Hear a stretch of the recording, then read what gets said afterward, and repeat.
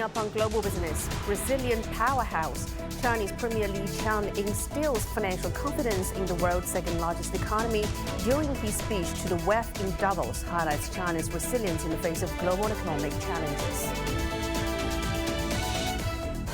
Travel surge. Chinese transportation officials prepare for record-breaking Spring Festival travel season, outline plans to implement targeted measures.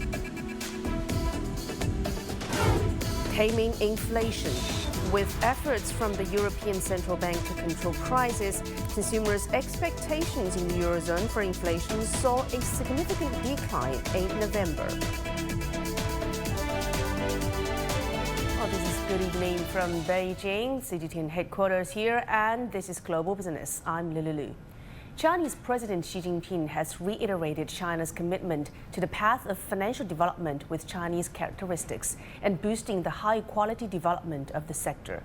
In his remarks to the Party School of the CPC Central Committee, National Academy of Governance, President Xi outlined the progress of financial development in the new era since the 18th Party Congress. He highlighted the construction of a modern financial system which embodies comprehensive and scientific regulatory structures, secure infrastructure, and diverse products and services.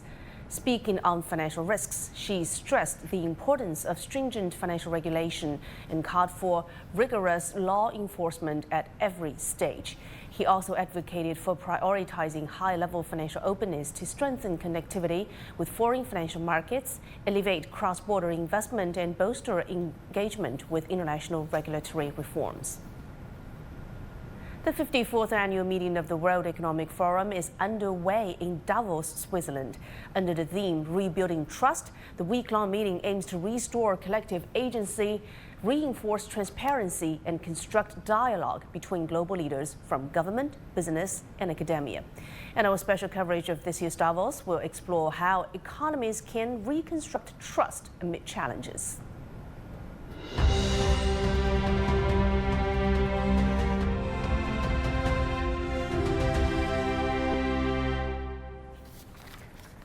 Chinese Premier Li Qiang expressed strong optimism about the country's economic growth in 2023. Addressing the World Economic Forum annual meeting in Davos, Switzerland, Premier Li said that China's economy has surpassed its target by achieving a growth rate of 5.2%. Li also stressed on the importance of rebuilding trust and the need to foster stronger relations and restore confidence in the global economy. Earlier, my colleague Zhen Junfeng shared with us more insights on the Premier's speech on the ground of the Davos Forum.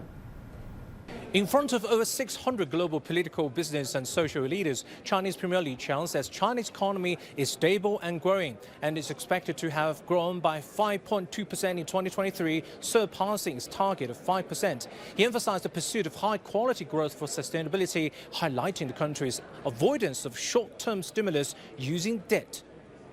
中国经济稳健前行，将持续为世界经济发展提供强大动力。 The Chinese economy is making steady progress and will continue to provide strong impetus for the world economy. Last year, the Chinese economy was on the right track of recovery, with estimated growth of around 5.2%, higher than the around 5% target set at the beginning of last year. 5.2%左右，高于我们去年年初确定的5%左右的目标。 Li also underscored China's robust supply chain, manufacturing power, and transition from labor dividend to talent dividend. And he also emphasized the leading role of technology in driving the country's growth, citing its vast market and ongoing urbanization as key drivers of further development. 第二，中国具有超大规模市场，并处于需求快速释放的阶段。 China has a supersized market with demand being rapidly unlocked. It will continue to provide a big stage for various businesses and talents. In the face of weak global demand, the market has become the scarcest resource. The Chinese market, with its vast space and growing depth, will play an important role in boosting aggregate global demand.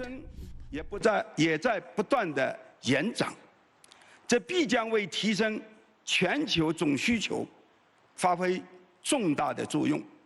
Li called for global macroeconomic policy coordination, supply chain management, technology cooperation, green collaboration, and inclusive growth, emphasizing the importance of both South-South cooperation and South-North cooperation.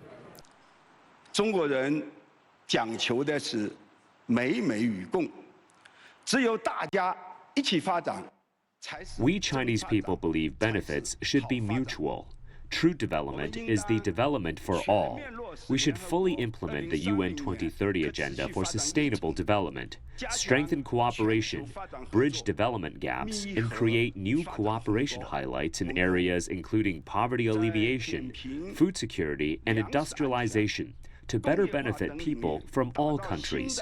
合作亮点，让更多合作成果惠及各国人民。 When being asked by Klaus Schwab, the founder of World Economic Forum, about AI, Li said baseline of AI is people control AI, not AI controls people.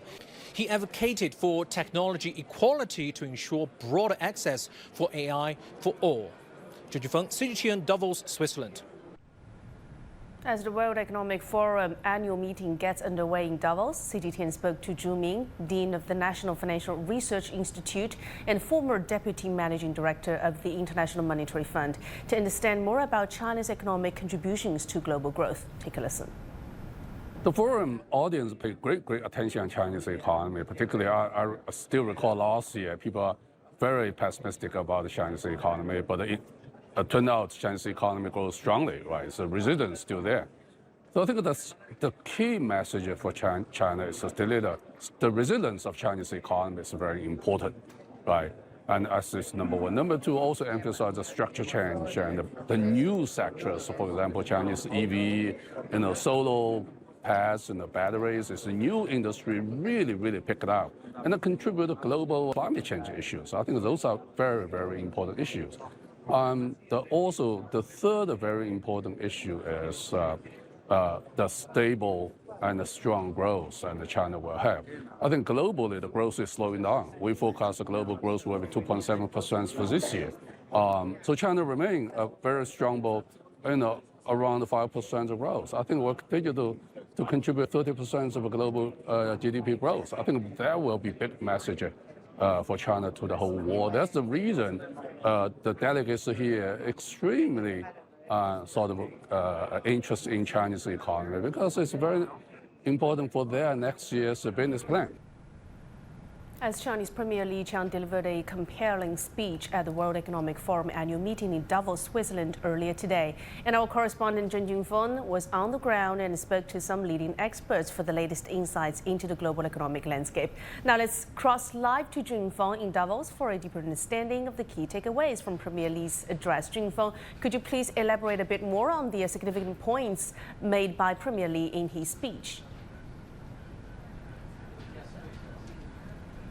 Yes, Lily, I was very excited to be in the audience of Premier Li's speech today. The special address lasted about 20 minutes, and the Premier Li then went on with a panel discussion with Klaus Schwab, the founder of World Economic Forum, for more questions on AI. What Premier Li said was basically in three areas. One, he agreed with the topic of the World Economic Forum, which is rebuilding trust. He acknowledges that much of the global growth in the past few decades was thanks to the trust between economies, major economies. Then trust now is a bit lost because of all kinds of conflicts and geopolitical tensions. He agreed that the world needs to rebuild trust to continue with economic growth and to continue to benefit North-South, South-South cooperation to be more inclusive, to continue growth. Then the second part, he focused on the China's economic status. He elaborated that China's growth will be 5.2% for last year and is already above the country's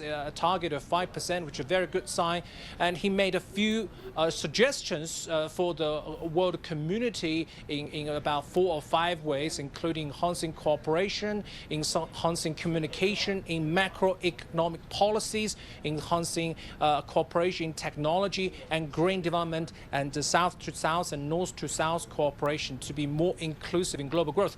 And in the audience with more than 600 global leaders in business and politics and social society. And joining me is one of them, Raymond Chow, do join me.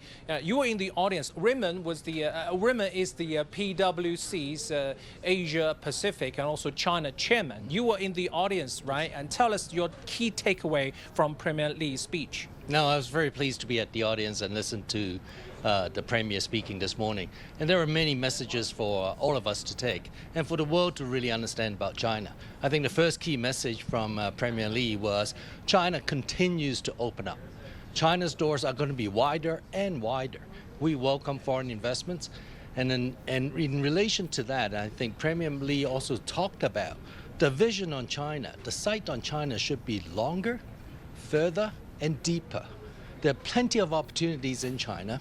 And he used an analogy, right? One seeing the Alps, because the Alps is immense. To see the whole picture of the Alps, you have to stand a bit further and have very deep lens. And China's like that. China's a huge economy. I thought that was a great analogy, and that really hit home in terms of understanding the message.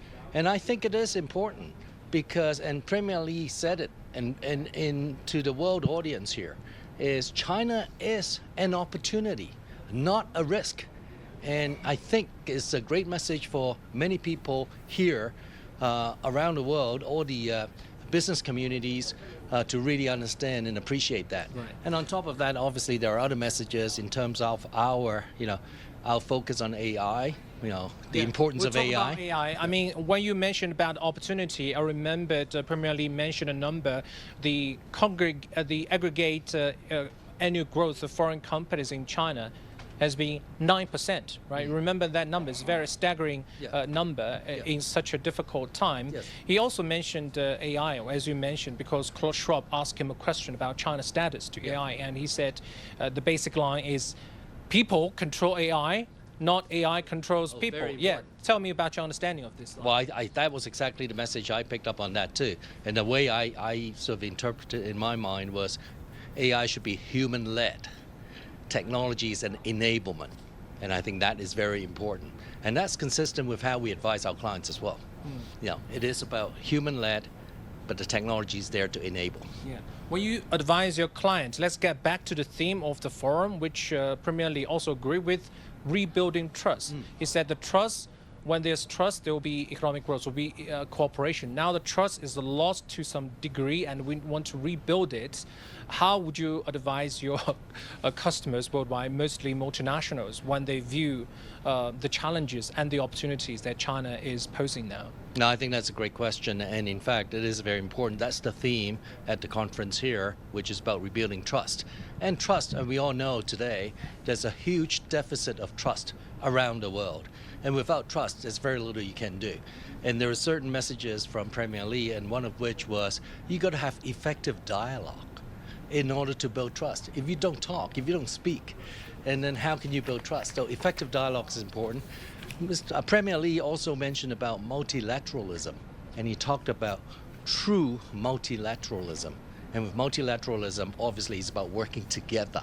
It's not about any one or two particular party, but so everybody is the majority working together in the world that we're in today.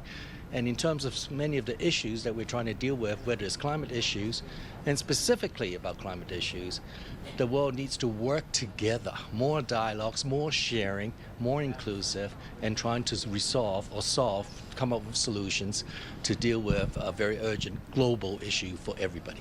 Thank you so much, Raymond, for your insights. That's Raymond Chow for us from PwC. Actually, many of the events, many of the topics raised by the World Economic Forum are very global, and no country can tackle it by itself. Thank you so much. This is the link we have at this hour. We'll be back tomorrow for more updates on the World Economic Forum from Davos, Switzerland. Back to you, Lily. Great coverage. Thank you so much, Jing Feng. Have fun there in Davos.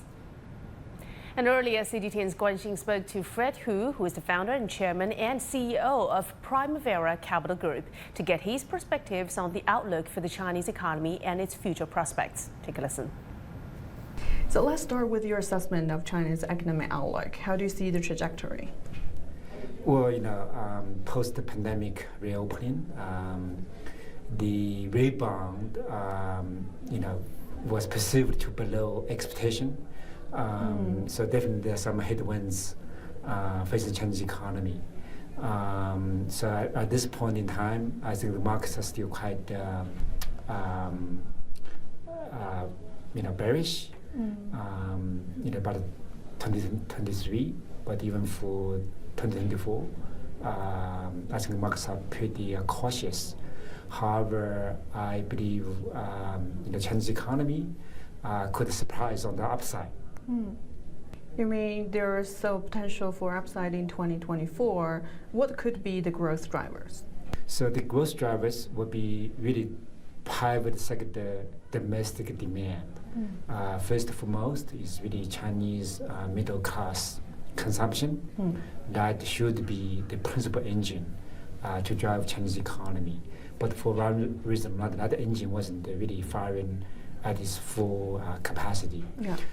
The second is really private sector investment.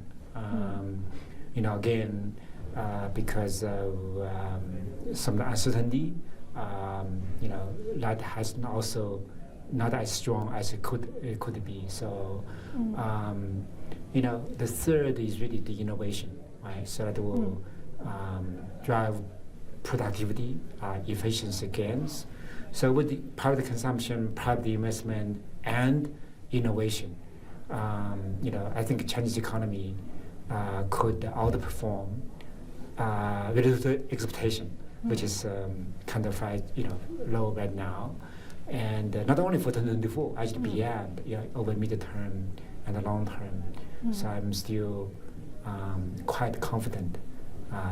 Chinese economy, has really, really strong growth prospect. But earlier you mentioned innovation and technology as a key driver of China's growth. So for the private sector, what opportunities do you see for them to invest and for entrepreneurship, or in particularly artificial intelligence? Well, China is such a continental economy. There's so many bright spots, right? So, generative AI, AI, you mentioned definitely is one of the very, very big, very dynamic, very attractive opportunities. But I would also say, like climate, right? Climate action. So there are, incredibly innovative, high quality companies in China, whether it's on renewable energy or on EV, on battery, or carbon mitigation. So, if you're interested in the climate opportunities, then China probably has most investable opportunities, than anywhere else. And then, earlier I mentioned the middle class, consumption. So, any products or services that can meet the demands, needs, expectations of, my estimation is like 750 million Chinese middle class consumers, right? Yeah. Then, of course, China is irresistible. So, there's so many opportunities, right? For China, it's just hard to, to put one. It really depends on what you are focused on, whether it's AI or climate, consumer retail, I would say also healthcare, right? So, just the list goes on and on. And you're watching Global Business on CGTN. Still to come on the program. Travel surge. Chinese transportation officials prepare for record-breaking Spring Festival travel season, outlining plans to implement targeted measures.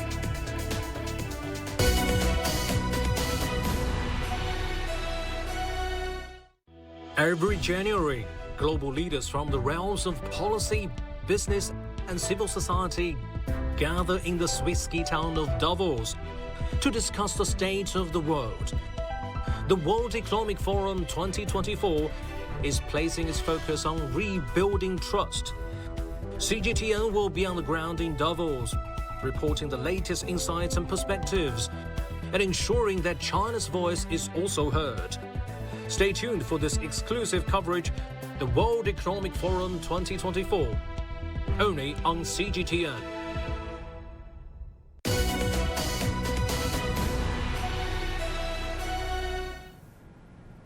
The 2024 Spring Festival travel season is set to begin at the end of January, and Chinese transportation chiefs expect a record number of trips this year. Officials say they are preparing targeted measures to handle the surge. Dai Kai-yi has more. Chinese transportation authorities announced Tuesday they anticipated record-breaking 9 billion passenger trips during the 40-day Spring Festival travel rush in 2024. This marks a significant surge in nationwide movement as people travel for vacations and family reunions. The Spring Festival travel structure has undergone significant changes. Traditional commercial transportation, including railways, roads, civil aviation, and water transport passenger trips, is estimated to be around 1.8 billion, with the remaining 80% being self-driving trips. This marks a historic high.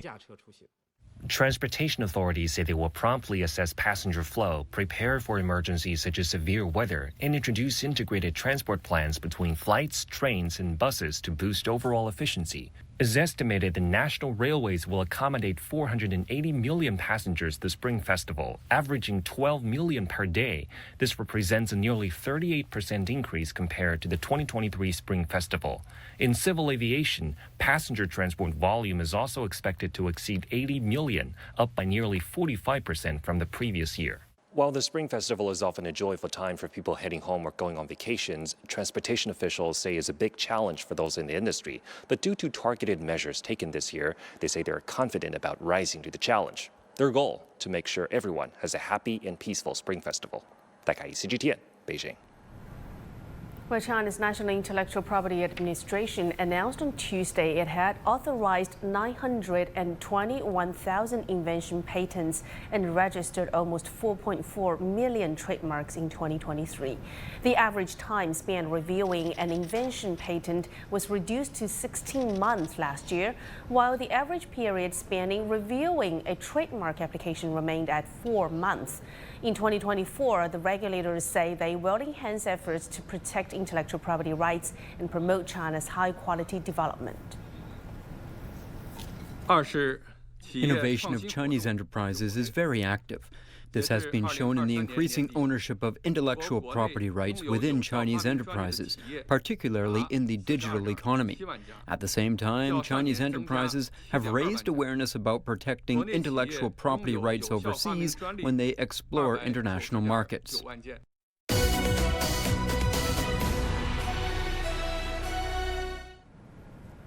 Well, there are concerns that geopolitical tensions in the Red Sea could drive up energy prices and inflation in the European Union. At a EU finance ministers meeting, Economy Commissioner Paolo Gentiloni said that the situation must be monitored very closely as consequences could materialize in the coming weeks. Tensions in the Red Sea have soared after the US and the UK launched strikes on Iran-backed Houthi rebels in Yemen over their attacks on international shipping. And around 12 to 15% of the global trade normally passes through the Red Sea. Since mid-November of last year, the attacks have prompted many shipping firms to take the longer route around the tip of Africa, disrupting supply chains and putting upward pressure on inflation.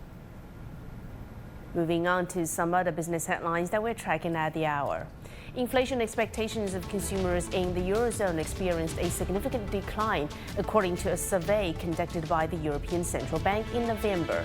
The survey revealed that people's inflation expectations for the next 12 months decreased from 4% to 3.2%, and that was seen as good news for the ECB's efforts to control prices. In Britain, the unemployment rate remained stable at 4.2% for the 3-month period ending in November. And additionally, there was a slowdown in wage growth, which alleviated concerns at the Bank of England regarding a potential wage price spiral. In the meantime, Japan's corporate goods price index for December witnessed a decline of 0.3 percentage points compared to the previous month. The Bank of Japan attributed this slowdown primarily to the government's implementation of subsidies aimed at curbing petrol and utility bills. Well, it's that time of the year again in France. It's that sales season, one of the only 2 times that shops are allowed to use the word sale in their advertisements. Traditionally, it has been a way to entice shoppers with steep discounts and an opportunity for retailers to offload stock without undercutting rivals.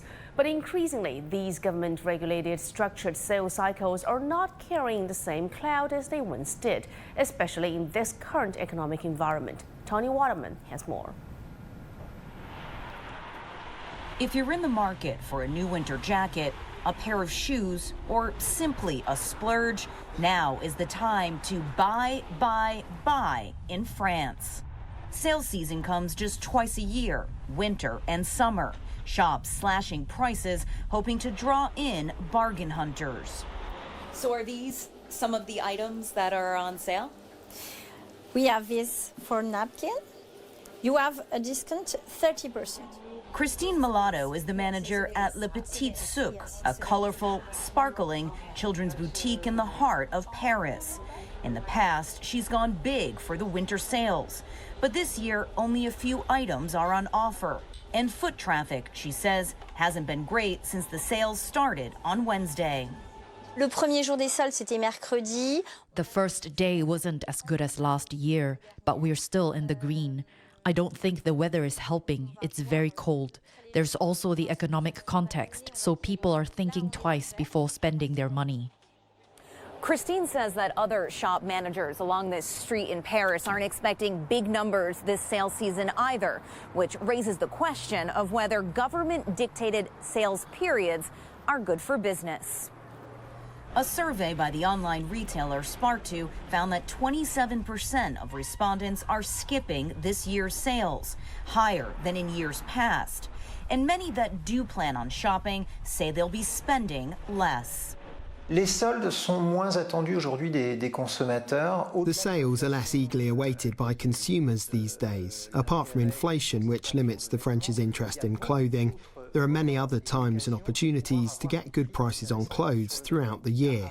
There are more and more promotions. There are also more and more options. Ultra-fast fashion has exploded, offering heaps of clothes at rock-bottom prices. Online sales in France have also more than doubled in the past decade. Aujourd'hui, Internet, c'est à peu près 20%. Today, the internet accounts for around 20% of clothing spending in French households. This is particularly true of young people. So today's sales will focus on families, particularly the more modest single-parent families, households headed by blue-collar workers who have remained faithful to the sales for budgetary reasons. Experts expect this year's winter discounts to bump January clothing sales figures by 3 percentage points. And even if Le Petit Souk doesn't see much of that money, Christine Mulatto says government-regulated sales are still necessary to keep shops from undercutting their competition. If we don't regulate them, we'll have more and more of them. Anyone can offer discounts at any time, so I think they need to be regulated. This year's winter sales run until February 6th. The signs going back into storage until they're dusted off again this summer. Tony Waterman, CGTN, Paris, France.